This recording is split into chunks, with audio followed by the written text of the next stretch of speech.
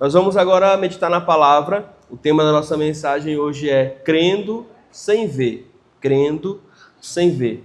Vamos abrir as nossas Bíblias lá no livro do profeta Amós, capítulo de número 4.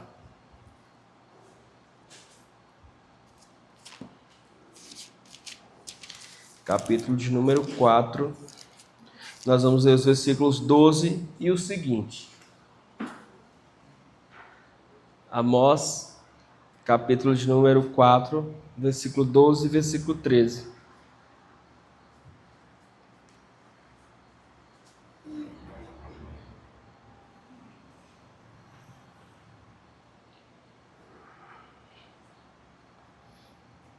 A palavra diz assim: por isso ainda o castigarei, ó Israel, e porque farei isto com você, prepare-se para encontrar-se com o seu Deus, ó Israel.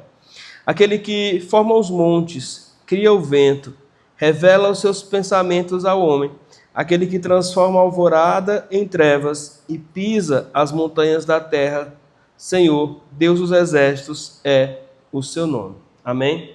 Oremos. Senhor nosso Deus e Pai, nós, ó Deus, agradecemos ao Senhor pelo teu cuidado para conosco e por Deus podemos ler a tua palavra. Muito obrigado, Deus, por esse texto, por este momento separado pelo Senhor para nós. Esse encontro contigo, ó Deus, mediante a tua palavra que será exposta. É um pedido, é uma gratidão, é um louvor que fazemos a ti no nome de Jesus. Amém. Desde o início, irmãos, a gente precisa entender que a religião cristã, a religião bíblica, ela tem algumas dificuldades, tá? Algumas particularidades. Dentre elas, por exemplo, nós cremos num Deus que é transcendente. Pastor, o que significa isso? Num Deus que está elevado, num Deus que é superior, num Deus que é sublime. Em outras palavras, num Deus que é perfeito, que é excelente, e por isso mesmo ele é separado da sua criação. Então Deus, ele é transcendente. Mas também nós cremos num Deus que é espírito. E por dizer espírito, nós precisamos buscar a definição. É aquilo que é imaterial. A nossa própria resposta sobre quem é Deus ou o que é Deus, ela parte disso. Nós nos baseamos em João 4, 24, para dizermos assim: Deus é Espírito. Porque lá está dizendo, Deus é Espírito. E Espírito é algo que a gente não vê, é algo que a gente não enxerga. Porém, nós vivemos num mundo material.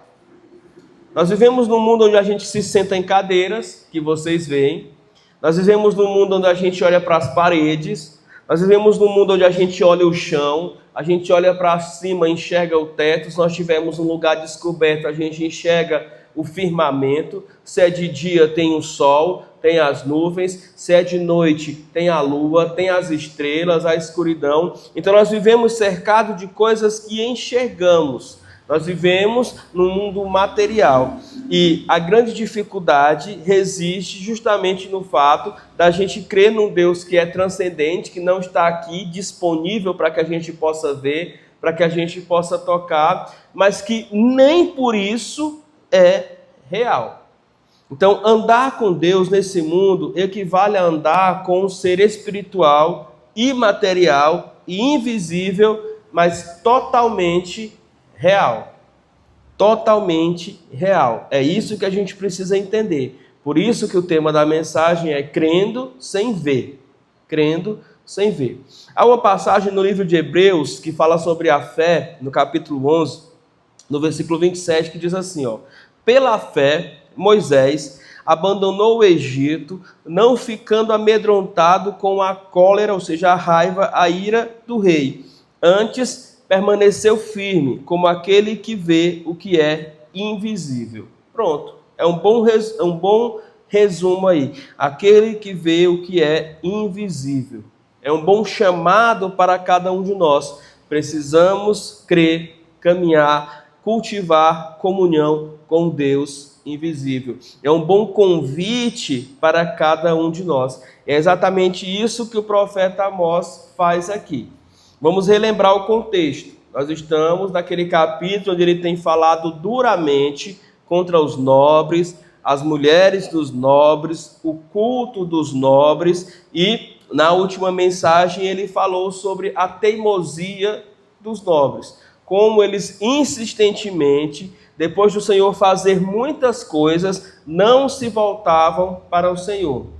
O Senhor fez a chuva secar, o Senhor fez a semente não brotar, o Senhor fez com que as nações inimigas se levantassem contra eles, e mesmo assim o Senhor, disciplinando eles dia após dia, vez após vez, o texto vai dizer, eles não se voltavam para o Senhor.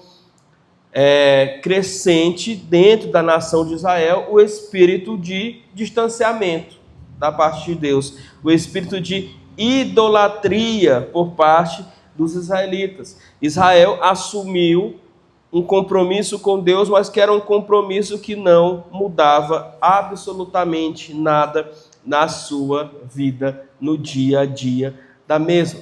É por isso que nesses 2 versículos que lemos, ele começa dizendo assim: por isso, ó Israel, ainda o castigarei, porque eu farei isto com você, prepare-se para encontrar com o seu Deus. Prepare-se para encontrar com o seu Deus. Deus está falando com os israelitas de coração duro, que não queriam se converter a Ele e que estavam vivendo como se Ele não existisse. E aqui é a raiz do problema, viver como se Deus não existisse. Deixa eu explicar uma coisa para os irmãos. Negar a existência de Deus, nós chamamos na teologia de ateísmo. O que é o ateísmo? É aquele que não acredita em Deus. O a, prefixo de negação, sem Deus, sem a existência divina, ou seja, não acredito que existe um ser superior. Se você chegasse e conversasse com qualquer israelita da época de Amós, eles jamais diriam isso. Pelo contrário, eles diriam, nós cremos em Deus, nós cremos em Yahvé, nós cremos no Senhor que tirou o nosso povo do Egito, que nos deu a terra prometida, nós cremos nesse Deus que fez muitos sinais, prodígios e maravilhas no nosso meio.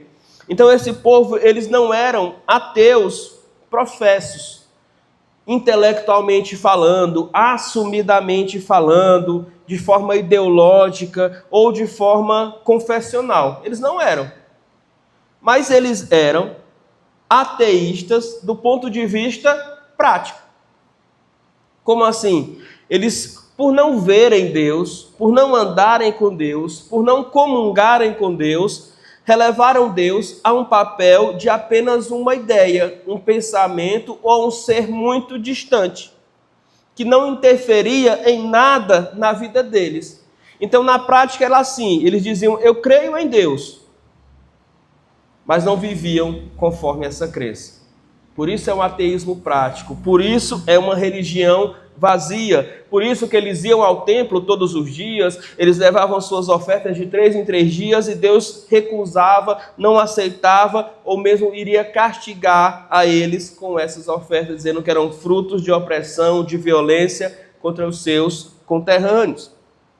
Então, nesse sentido, o povo de Israel estava perdido por não considerar Deus na sua vida diariamente. Deus não fazia diferença no modo deles de pensar, de agir, de falar ou de viver. Vocês querem um exemplo de um próprio profeta que viveu um pouco disso? Vocês lembram do profeta Jonas? Vocês lembram que Deus o chamou para profetizar a grande e malvada cidade de Nínive? Vocês lembram o que o profeta de Deus fez? Se levantou, se prontificou a fugir, ou seja, desobedecer a Deus. Ele pega um caminho distante, ele vai, literalmente, se a gente pega o mapa e vê Deus mandando ele ir para Nínive, ele pega a estrada, ou melhor, o barco que o levaria para Tarsis, ele pega a direção exatamente contrária. Ele vai assim para o outro lado do mundo e diz, olha, eu não vou fazer o que o Senhor está me mandando. Isso é um exemplo claro de alguém que está vivendo um ateísmo prático. Ouviu a voz de Deus, mas não considerou no seu coração inicialmente obedecer à voz de Deus. Aí quando a tempestade o alcança, juntamente com todas as outras pessoas dentro daquele navio, e as pessoas vão perguntar quem ele é, que ele vai dizer, não, eu sou servo de Deus. Eu sou servo de Deus Altíssimo, que criou os céus, que criou os mares, eu sou servo de Deus de Israel, vai se identificar como sendo servo de Deus, mas que estava em total e completa desobediência ao seu Deus. Então, quando a gente olha para o povo de Israel aqui, e Amós sendo usado por Deus para dizer o seguinte para eles, vocês estão vivendo assim, mas vocês terão um encontro com Deus. Deus vai se encontrar com vocês. O final do versículo diz assim, preparem-se para encontrar com o seu Deus. E que encontro é esse? É o encontro de prestação de contas. Vocês estão vivendo como se Deus não existisse, mas saibam de uma coisa, Deus existe, Deus virá para buscar as contas de vocês e vocês terão que se encontrar com Ele e assumir as responsabilidades da vida de vocês. É essa a ideia aqui do versículo 12.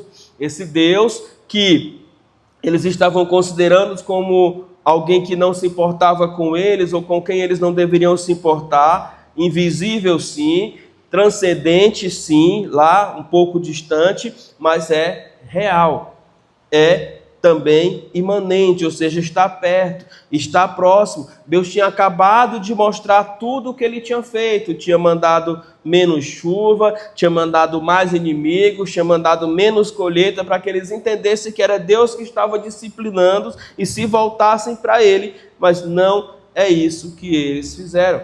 Isso aqui não é retórica, não é ameaça, não é manipulação religiosa. É o homem de Deus, levantado por Deus, dizendo para os outros homens de Deus que deveriam ouvir a voz de Deus. Se preparem, porque Deus virá contra vocês, para encontrar-se com vocês e para falar com vocês. E como é esse Deus? Ele vai dizer no versículo de número 13, não é qualquer Deus.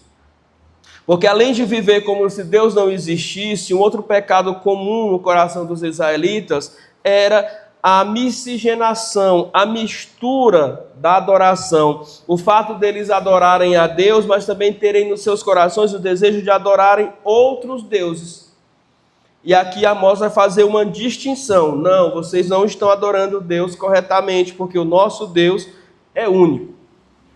E quais as características ele vai dizer aqui que fazem com que Deus não seja qualquer um, com que Deus seja único? Ele vai dizer, ele é aquele que forma os montes, que cria o vento, que revela os pensamentos ao homem, que transforma a alvorada em trevas, que pisa as montanhas da terra. Senhor, Deus dos exércitos é o seu nome. Não é qualquer Deus, é o único Deus, é o verdadeiro Deus, é o poderoso Deus, é aquele com quem ninguém pode se comparar. É o Senhor da história, é o Senhor da providência, é o onipotente, é o Senhor dos exércitos. Esse é Deus. É assim que Amós apresenta e faz, olha, ele é aquele que forma os montes. O que significa isso? É o Deus criador. Ele não é um Deus que se esconde atrás dos montes, ele não é um Deus que aparece nos montes, ele é o Deus que cria os montes, ou seja, o Deus criador. É ele quem cria os montes, é ele quem forma o vento. Ou melhor, o contrário, é ele quem forma os montes e quem cria o vento. Mas ele também diz, é aquele que revela os seus pensamentos ao homem, ou seja, ele é um Deus que fala. É um Deus que comunica, é um Deus que tem relacionamento com o seu povo. Irmãos, e essa é a principal diferença, para que a gente não viva jamais na nossa vida esse ateísmo na prática, é entender que o nosso Deus é um Deus pessoal. Sabe, nós não estamos falando com uma voz genérica, nós não estamos falando com um ser qualquer, nós não estamos falando com uma pessoa que não está se importando com os nossos problemas, nós não estamos falando com alguém que não nos dá atenção, nós não estamos falando com alguém que não quer ouvir a nossa voz, nós não estamos falando com alguém que levanta a mão e diz assim, não, para de falar que eu já cansei. Não, nós estamos falando com aquele que tem alegria, prazer de falar com seus filhos, de que seus filhos falem com eles. Esse é o nosso Deus. É por isso que as nossas orações precisam ser pessoais. É por isso que quando Jesus vai nos ensinar a orar, ele diz para que nós chamemos a Deus de Pai. E não deve haver nada, nenhum assunto com o qual você não converse com aquele a quem você chama de Pai, no caso aqui o próprio Deus. Então precisamos falar, precisamos conversar, pedir a intervenção, pedir o conselho, porque realmente cada oração dessa, feita com sinceridade, chega até o trono de Deus e Ele responde conforme a sua vontade. Deus ele não é um ser apenas para ser buscado no fim de semana, mas é alguém que deve caminhar conosco todos os dias, em todos os momentos. É sobre isso, é sobre esse relacionamento sincero e honesto. Ele vai dizer, ele revela os seus pensamentos ao homem, transforma a alvorada em trevas, ou seja, conduz a história pela sua providência. Deus muda num estalar de dedos ou num piscar de olhos, o que você considerar mais rápido, a história da nossa vida como a história de vida de toda a humanidade, de uma nação, de um país, de várias pessoas.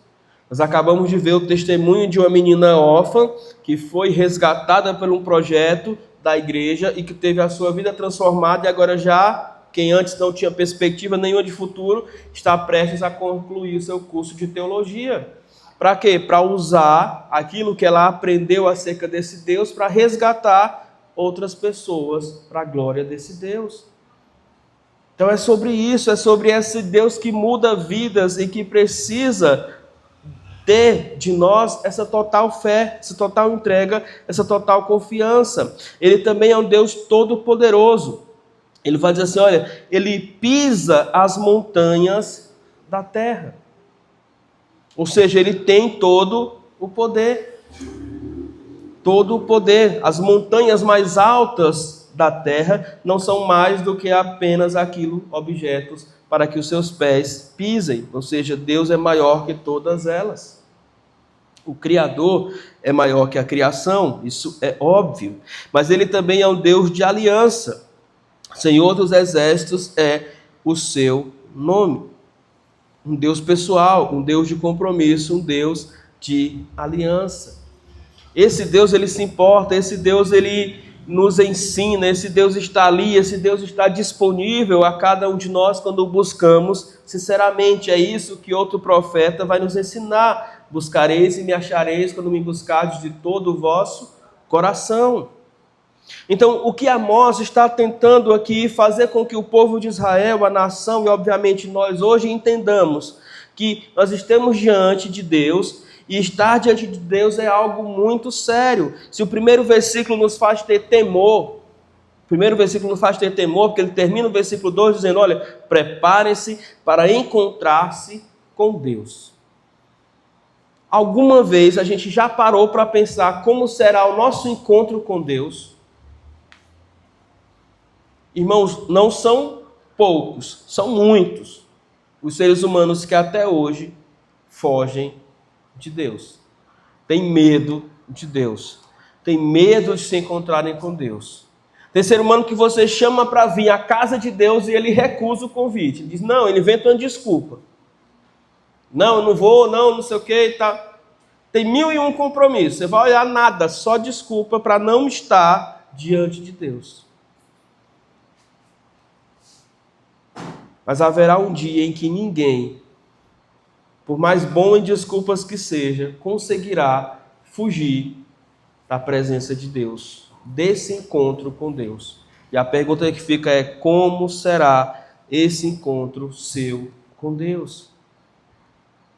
Precisamos nos preparar para isso. Então isso traz um excelente e grandioso temor ao nosso coração. Mas ao mesmo tempo que o versículo 12 traz esse temor, o versículo 13, quando fala sobre o Deus Criador, como o Deus que comunica os seus pensamentos ao homem, como Deus Todo-Poderoso, como Deus que está acima das mais altas montanhas, nos faz ter admiração. Então o versículo 12 traz temor e o versículo 13 traz admiração, traz amor, ou pelo menos deveria trazer aos seus ouvintes. E essas são duas coisas que a gente nunca pode perder em relação a Deus: temor, respeito, reverência e amor. Precisamos temer ao Senhor, ter reverência, respeito ao Senhor, ao mesmo tempo que também precisamos amar o Senhor, admirar-se do nosso Senhor, perceber o quanto esse Deus invisível que não podemos ver é admirável, é digno de afeto, é digno de consideração. Deixa eu dizer uma coisa para vocês: o nosso coração não foi feito para amar de qualquer jeito e nem qualquer um. O nosso coração não foi feito para amar de qualquer jeito e nem amar qualquer um. É claro que eu sei que tem a expressão de amor no sentido amplo, que é inclusive a base do cristianismo. Ele precisa ser incondicional, ele precisa ser indiscriminado, esse amor ao próximo precisa ser a qualquer pessoa, inclusive aqueles que se levantam como nossos inimigos. Ok.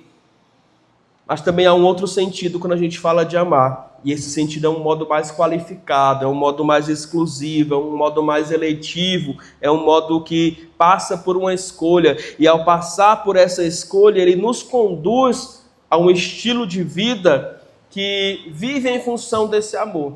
Eu poderia citar, por exemplo, o amor do cônjuge, que depois que é escolhido, precisa rejeitar todos os demais. Porque você o escolheu, você a escolheu. E assim também, com muito mais grau, precisa ser o amor para com Deus. Porque depois que somos por Deus escolhidos e escolhemos amar a Deus de volta, nós não podemos amar outros deuses.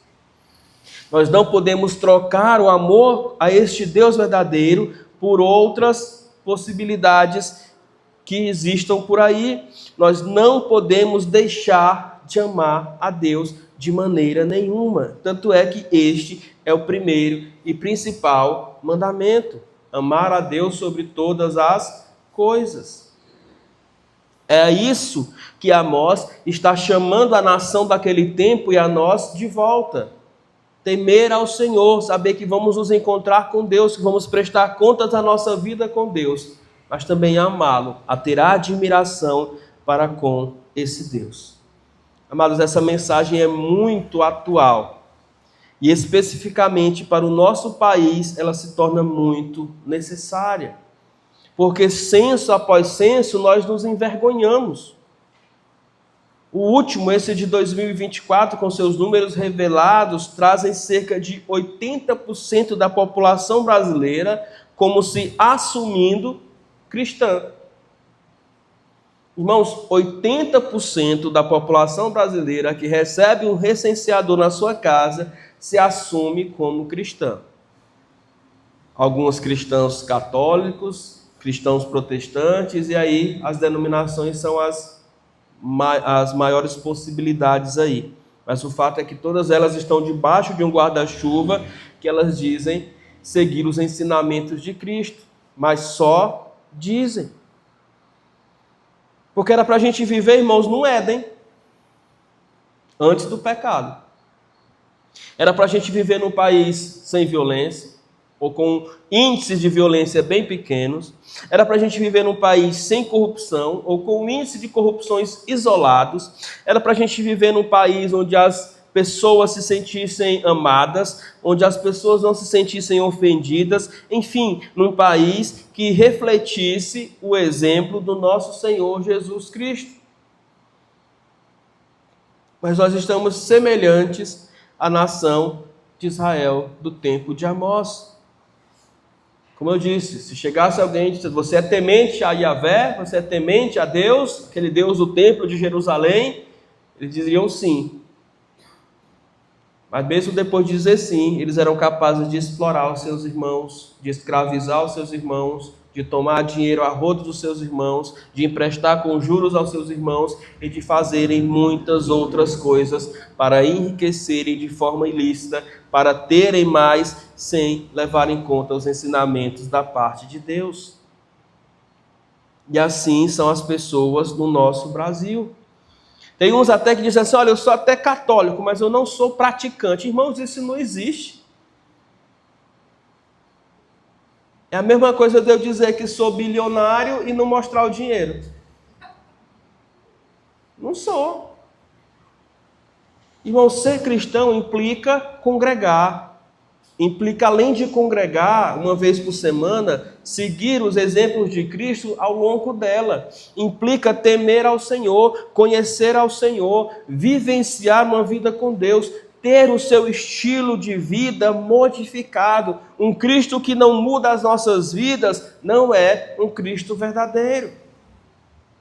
Então nós temos sim, segundo o censo, 80% de religiosos que precisam se encontrar com Cristo para terem as suas vidas transformadas de uma vez por todas.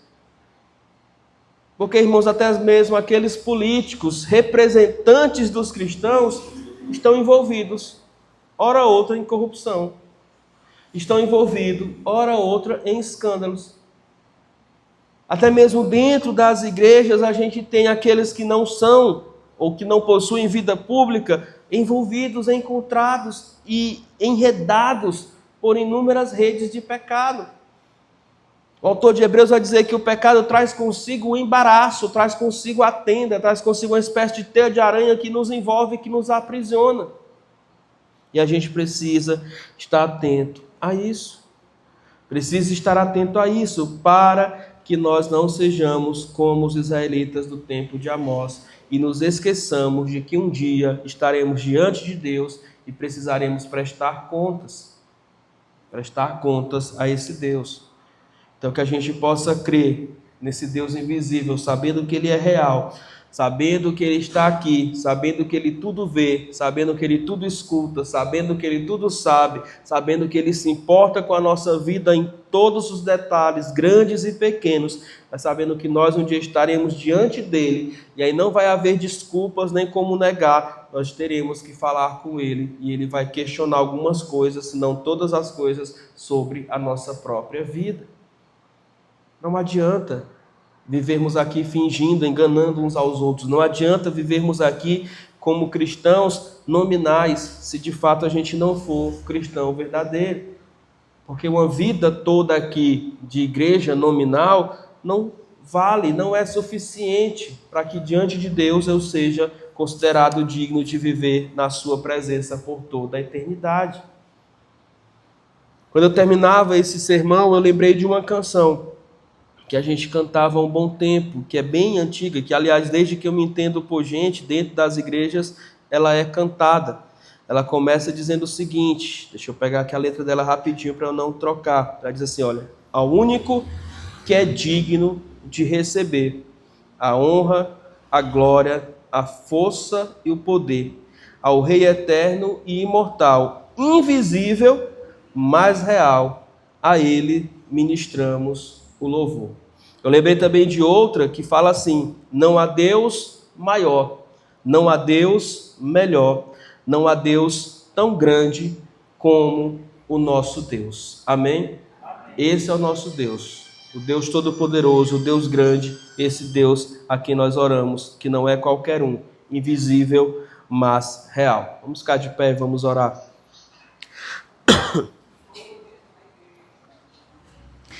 Oremos. Senhor nosso Deus, nós, ó Deus, como acabamos de entender, ó Deus, não te vemos. Não podemos, ó Deus, ainda estar face a face com o Senhor, mas cremos no Senhor. Vemos o teu agir, sentimos a tua presença, ó Deus, nas nossas vidas.